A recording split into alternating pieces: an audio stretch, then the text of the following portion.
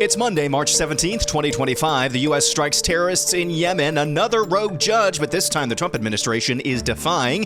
In a tale of two takes on the last election. Next on the AM Update. Well, first of all, the problem here is that this is a very important shipping lane, and in the last year and a half, the last 18 months, the Houthis have struck or attacked 174 naval vessels. The last time it cracked 40%, you got to go back to 2012. The last time it actually hit 44 or higher, January of 2004. Be conservative about an unelected South African Nepo baby firing people to the So if you're going to touch a Tesla, go to a dealership, do anything, you better watch out because we're coming after you.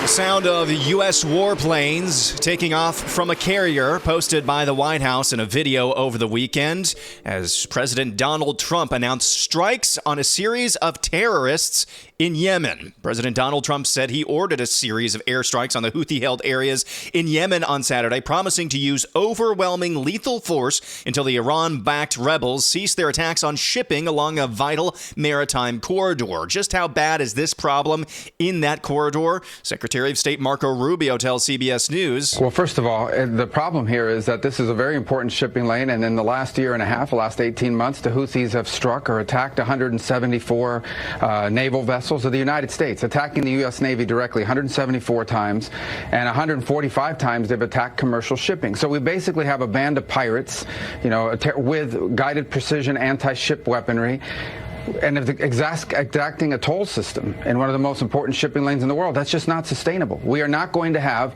these people controlling which ships can go through and which ones cannot. And so your question is, how long will this go on?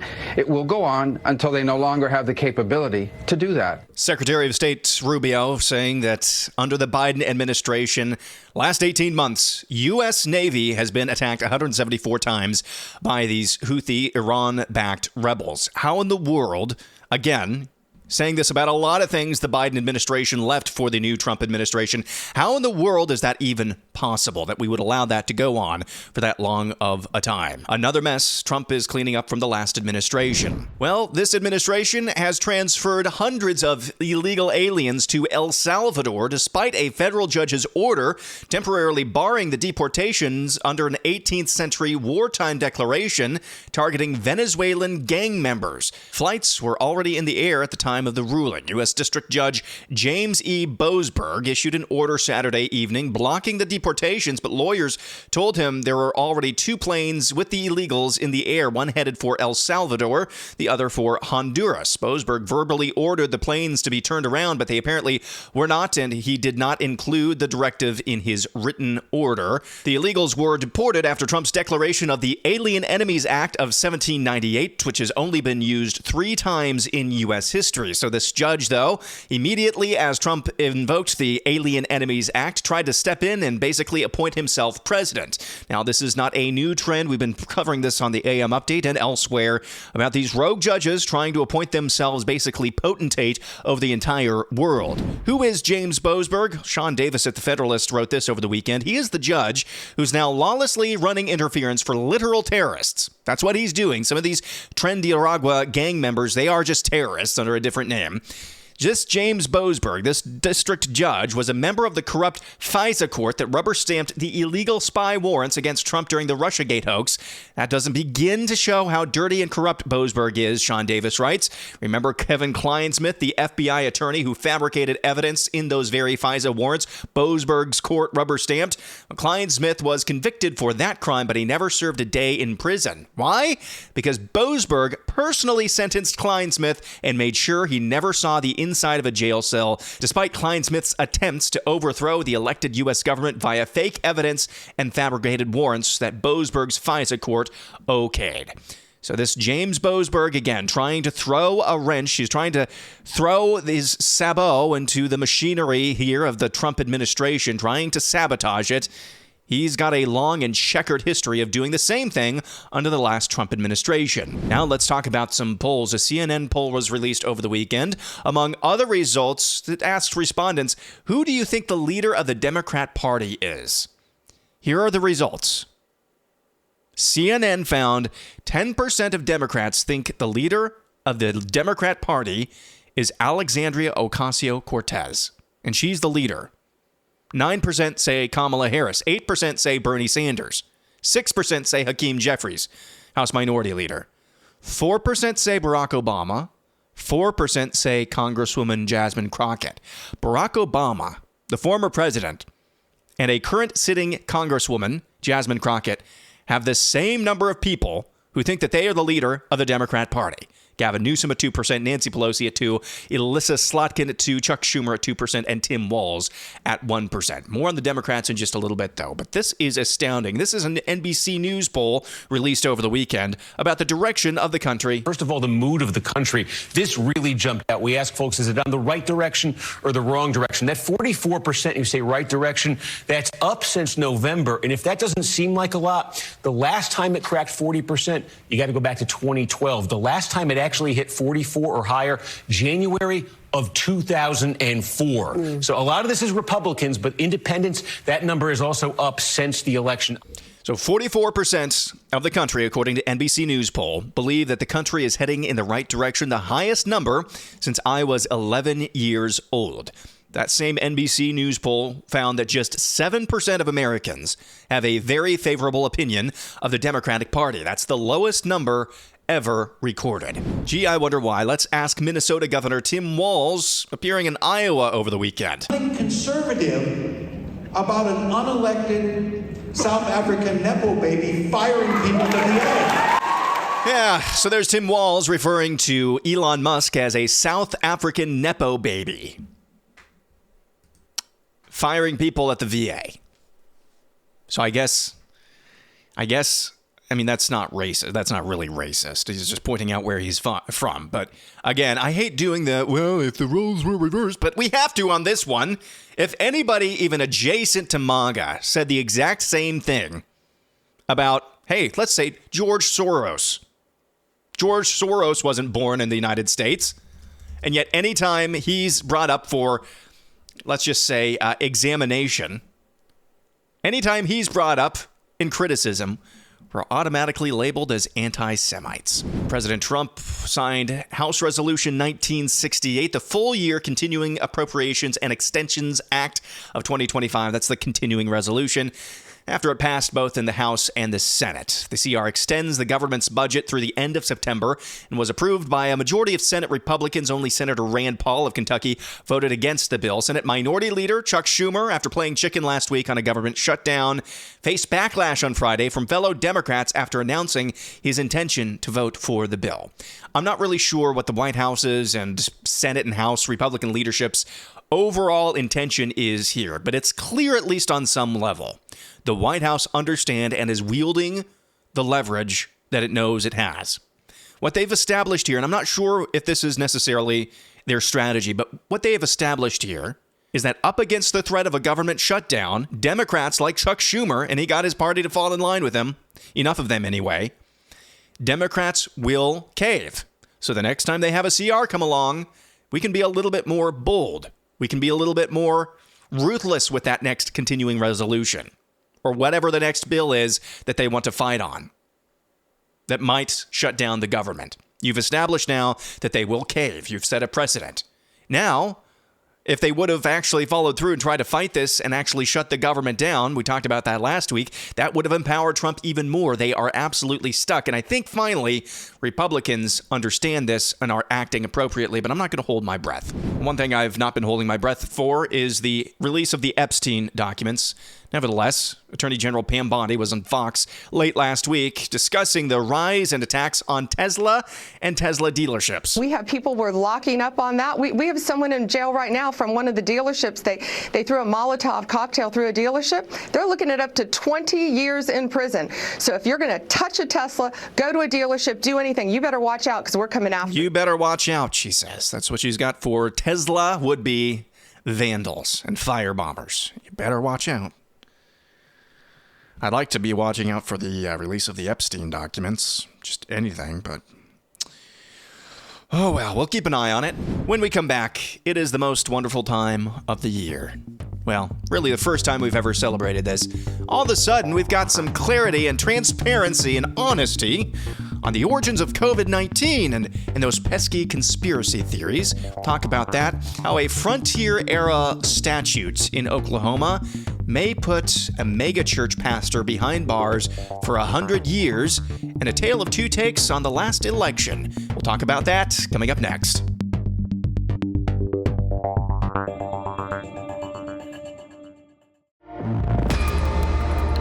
The Daily Mail reports that a classified dossier compiled by Sir Richard Dearlove, the ex-head of MI6, that's like their CIA, FBI put together, was passed to then Prime Minister Boris Johnson in March of 2020. This dossier stated, quote, "It is now beyond reasonable doubt that COVID-19 was engineered in Wuhan Institute of Virology." This was in March of 2020, according to British intelligence. The dossier went on to say, success in vaccine design is unlikely if this is not understood. The People's Republic of China is now engaged in an information and influence operation to deflect responsibility. Beyond reasonable doubt, Wuhan Institute of Virology retro-engineered a bat virus in January of 2020. We surmise this was done to align with COVID-19 to sustain the natural causation narrative. There is circumstantial evidence provided here that the journal Nature was used to promulgate the People's Republic of China narrative. Those are the words from a dossier handed to then Prime Minister Boris Johnson of the UK from Sir Richard Dearlove, ex-head of their chief intelligence operation in the UK, in March of 2020, when all of this was breaking out. All of this was the world was going crazy in March of 2020. And even back then, British intelligence knew, beyond reasonable doubt, that COVID originated in the Wuhan Institute of Virology. And yet they ran with the natural origins narrative. Everyone did in the media. Even our own governments ran with that for months upon months, if not years. We are going through a tour right now, it seems, on rehabbing images. Here is Dr. Leanna Wen. She was CNN's chief medical correspondent during, or at least midway through, the pandemic. Here she is on the Bulwark podcast the other day, addressing those conspiracy theories about the COVID jab. But I could see how people may feel as if they cannot ask them, because maybe they did ask them, and what they got back, not from their physicians, but from somebody else, was, oh, well, this is a conspiracy theory, rather than addressing the question head on. And I know that from my patients, I got asked questions specifically about the vaccine that they had heard from somewhere that were important to address, and that there was some truth behind. For example, people were concerned about the impact of the vaccines on women were concerned about the impact of the vaccines on their menstrual periods. Well, as it turns out, there have been studies that have shown that there may be some changes to the menstrual period in the short term. But addressing that is not a conspiracy theory. It's addressing this question and then saying, here's the research that we know around this. Or I know that for some time, for the first couple of years, the questions around natural immunity from the immunity that you get from infection, those questions were all dismissed. Dr. Leanna Wen, a very convenient time to say, oh, you know what, on second thought, 5 years later, on second thought, it probably would have been better for us to address questions that people had head on instead of dismissing them as conspiracies. Like whether or not the COVID jab affected women's menstrual cycles. Dismissed as conspiracy theories at first. Now here 4 or 5 years later. Oh, you know, on second thought, after all the damage has been done, all the lies have been told, all the deceptions deceived, 5 years later, well, we probably should have actually treated people like adults instead of children. Convenient timing, don't you think? President Donald Trump ordered the dismantling of news agency Voice of America, the U.S.'s state-funded media outlet that Trump has railed against for promoting biased media reports. A senior White House official told Fox News, quote, Voice of America has been out of step with America for years. It serves as the voice for radical America and has pushed divisive propaganda for years now. Trump signed an executive order late last week that commands the dismantling of 7 government offices, including the United States its Agency for Global Media, which is the parent company of Voice of America and Radio Free Europe and Radio Liberty. The executive order reads, quote, "The non-statutory components and functions of the following governmental entities shall be eliminated to the maximum extent consistent with applicable law, and such entities shall reduce the performance of their statutory functions and associated personnel to the minimum presence and function required by law." Carrie Lake, whom Trump named as Voice of America's next chief in December, is currently serving as senior advising on the U.S. Agency for Global Media and told employees to check their emails for more information on their employment futures. Another casualty of the Department of Government Efficiency and Donald Trump's executive actions to shrink the size of government. Disgraced pastor Robert Morris has been indicted on 5 counts of lewd or indecent acts with a child, and a warrant has been issued for his arrest, with the embattled accused pedophile expected to turn himself in this week. Furthermore, his bond was set at $50,000, and he's been ordered to surrender his passport. If he does not take a plea deal, but rather goes to trial and is convicted, he faces up to 100 years in prison. Morris, who once pastored Gateway Church, the largest church in America, saw his world implode after Cindy Clemshire accused Morris of sexually abusing her from the ages of 12 to 17, starting in 1982. The abuse reportedly began during a Christmas visit in Hominy, Oklahoma, and continued over 4 years. That story courtesy of Protestia. You might be wondering, isn't the statute of limitations, hasn't it run out in this case? This allegedly happened back in 1982. Well, there's a strange statute on the books in Oklahoma that actually allowed them, their attorney general, to prosecute Robert Morris, despite the fact that in most states the statute of limitations would indeed have run out. The Christian Post explains how Oklahoma Attorney General Genter Drummond was able to charge Morris with crimes dating back 35 years. Quote, Drummond said his staff used a frontier-era statute written more than a century ago to prosecute outlaw cowboys who roved the Old West, committing crimes in different states. He said Oklahoma and other frontier states have a provision in their laws that allows them to pause the statute of limitations when someone from out of state commits a crime and then flees the state. Since Morris was a traveling evangelist who did not reside in Oklahoma when he's alleged to have committed the crimes, Attorney General Drummond and his prosecutors argue that there was a pause on the statute of limitations. Drummond said in an interview, quote, "Certainly that will be challenged in a court of law, and we are prepared to meet that challenge. I anticipate that there will be ultimately case law made on this case." So, overall, of course, just a ridiculously sad story. A pastor of the largest megachurch in America, or at least at one time it was, accused, now 53 years later or so, of just heinous acts with a child. And it sounds like he could be facing 100 years in prison for that. All right, and now here's this. A tale of two takes on the last election emerged over the weekend. Here is the All In podcast, who interviewed comedian Andrew Schultz, and he provided his take on what exactly happened in the 2024 election between Donald Trump and, let's just call it, the Democrat Party. I feel like the big misunderstanding with this last election is that at least the Democrats, who are still trying to like vilify these figures on the right, what they don't understand is they think that this was like some populist election where like people just fell in love with Trump and they just loved it for so much they would just do whatever he says. What I think is harder for them to grapple with is the self-reflection of a rejectionist vote. So I think people rejected the Democratic proposal 100%. And they went with what the other alternative was, which was Trump. And exactly correct. That's a way tougher pill to swallow. You have to look back at everything you've done and go, wow, we're off. We're not listening to the people. This guy listens to the people. I mean, it seems like I'm fluffing Trump here, but like, I would say that his greatest skill is listening to what people say. And I think a lot of times there's this Ivy League pretentiousness in the Democratic Party where it's like, we know it's better for you. Yeah. And I know you say you want these things. You don't really want that. Let us, we've studied and we've talked about it in our little thought experiments in class. So we know what you need. You just shut up and we'll take it. It's condescending. And You're 100% exactly. right. So I think that like when people go, the food is giving me cancer, and then he appoints the guy who says the food is bad to run the food, the American people go, well, that kind of seems like a good thing. I like that.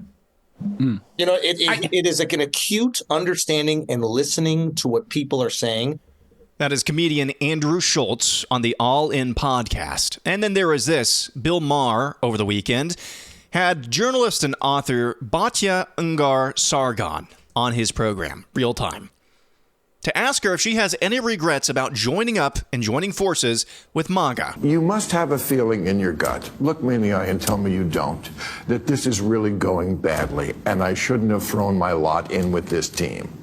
Oh, no, I feel the opposite. All right. Tell me why. I'm so sorry, Bill. No, tell me why. No, I feel so proud of, I mean, I was never a Republican or a conservative. I was a leftist, and I am still a leftist. I'm just a MAGA leftist now because... That makes no sense. Well,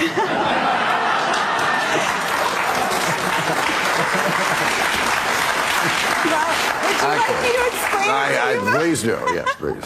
When I look at what President Trump ran on and the agenda that he's enacting right now, he took a Republican Party that was built on social conservatism, foreign interventions and wars, and free trade and free markets. And he basically took an axe to all of those. During the campaign, he said, look, I mean, he's pretty pro-gay. That's pretty obvious. He appointed the highest-ranking out gay person, Scott Bessent, our Secretary of Treasury, which is incredible. And he sidelined the pro-life wing of his party. He and has changed the party, for sure. Okay, so he believes abortion should be legal for 12 weeks. But free trade, you mentioned. On foreign intervention, he's anti-war. He's trying to bring to an end to all of these wars, okay? By surrendering, but yes. Okay. That is one way to end the war. Well, you know, he's on the other side of another party that is quite pro-war and wants to keep the war going, right? Let me just get to the third point. And the third point is, and he's not free trade, he does not believe in free trade. So what do we make of what you just heard there? First from comedian Andrew Schultz, and then from author and journalist Batya Ungar Sargon. Talk about that next.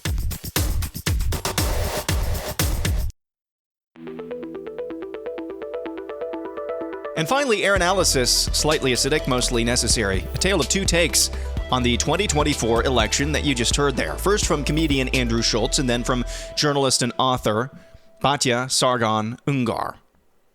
So why did I play those back to back? Because I think there's elements of truth in what both of those people were saying, but they're kind of having different takes.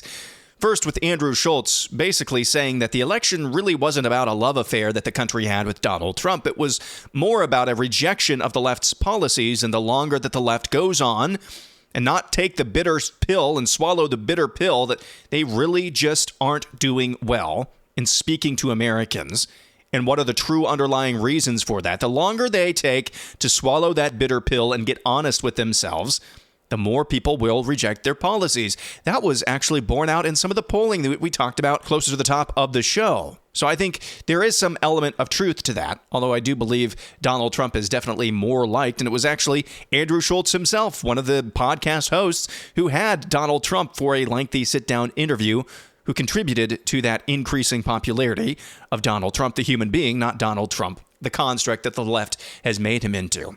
And then the more interesting commentary came next. That's from Batya Sargon Ungar, who said that she is a lefty MAGA, or a MAGA lefty.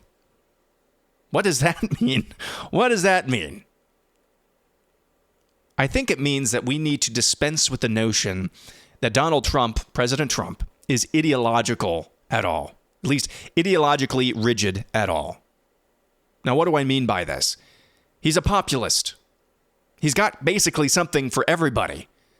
She said she's happy that Donald Trump appointed the highest-ranking out member of the rainbow flag in Secretary Bessent.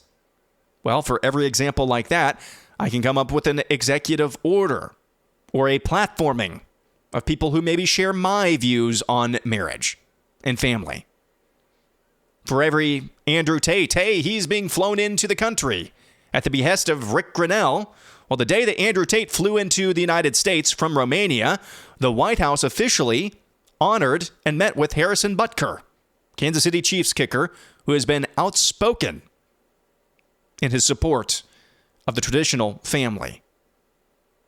She said she likes how Donald Trump has sidelined the pro-life movement. Well, he was also the guy who overturned Roe v. Wade. and appointed the justices to do that. For every example that this MAGA lefty comes up with for why she likes Donald Trump, I can think of an equal, maybe an opposite example of good things that Donald Trump has done.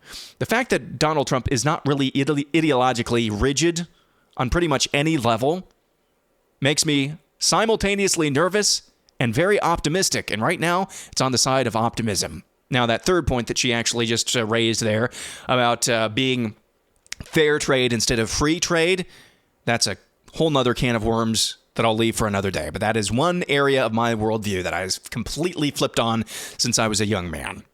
And I actually agree with her on that one. So a tale of two takes on the 2024 election. A rejection of lefty policy, yes.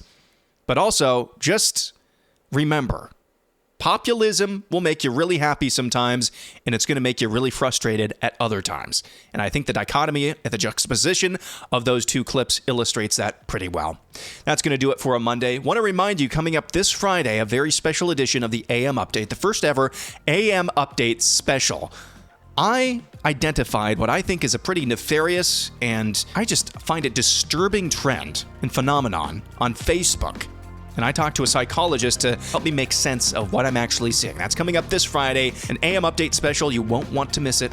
That'll do it for a Monday. Back at it again tomorrow. I'm Aaron McIntyre, and this is the AM Update.